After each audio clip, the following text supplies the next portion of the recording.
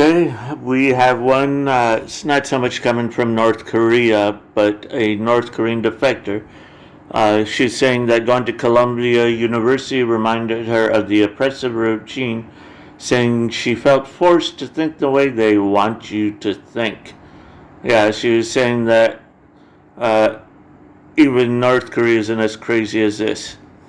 So here are the immediate points.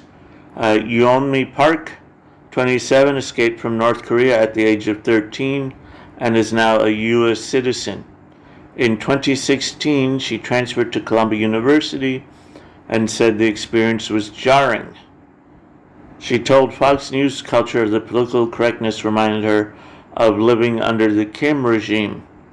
Yeah, I can understand that the Democrat Nazi Party definitely is authoritarian.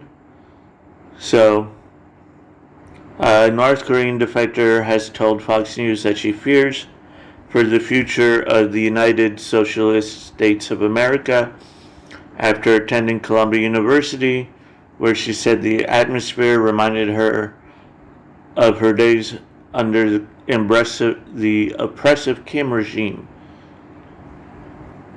Okay, so in recent years, Park has appeared often in news to speak about life in North Korea and to criticize Kim Jong-un's regime, as well as on Asian and American politics. She has been interviewed by the following people: New York Post, The Sun, NBC News, Guardian, NPR, and Telegraph. Yes, so, to me, this is somebody that's actually experienced it. Is that growing up in the 90s, I always heard things like, oh, it's much harder for a woman. Okay, well, if it's much harder for a woman, when were you a man? Okay, that's one of the reasons why I respect somebody like Blair White, because he used to be a man. And the funny thing, he says, as a woman, his life got easier, not harder. He even said that one time a man even paid for his groceries. In recent years, Park has appeared often used to speak about life in North Korea and criticize Kim Jong-un's regime, as well as on Asian and American politics. She has been interviewed by the New York Post. Oh, we've already gone over that. In 2016, Park transferred from a South Korean university to Columbia University in New York and told Fox News in an interview on Monday that the transition was jarring. She described a culture of political correctness at the Ivy League institution that she said rivaled thought policing that happened in her native country. Yes, you're paying for a fortune to be brainwashed. Still, it's funny that the Babylon Bee tries to be satirical, but their satirical articles turn out to be true. It's like, okay, parents pay $100,000 to an Ivy League institution to brainwash a Christian student to undo everything that they were taught.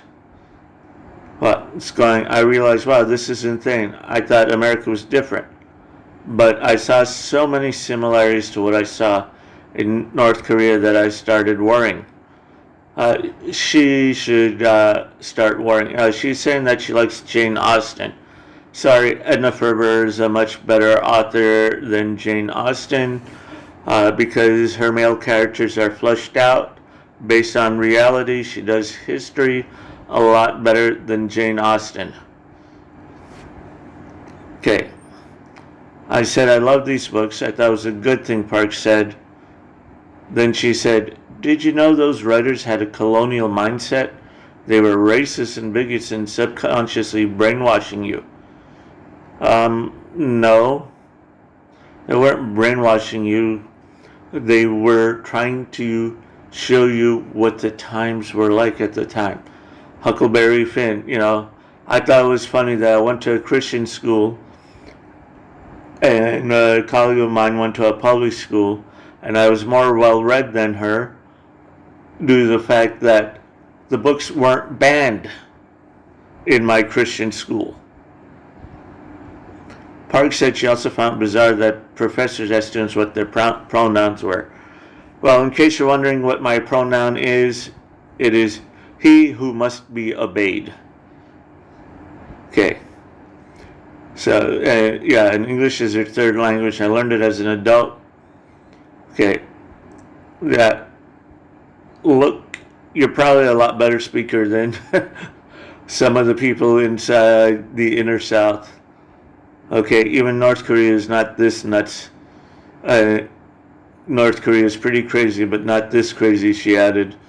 You know, Park said her experience at Columbia made her believe that American students were, I can agree with that, they're losing their ability to think critically. Something, she says, all too familiar with her in North Korea. In North Korea, I literally believe that my dear leader was starving until somebody showed her a picture of what her dear leader looked like.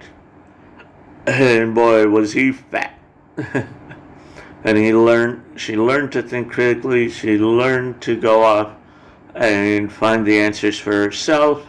And that's what people need to do. So they need to find the answers for themselves and just not listen and just not regurgitate what a teacher says.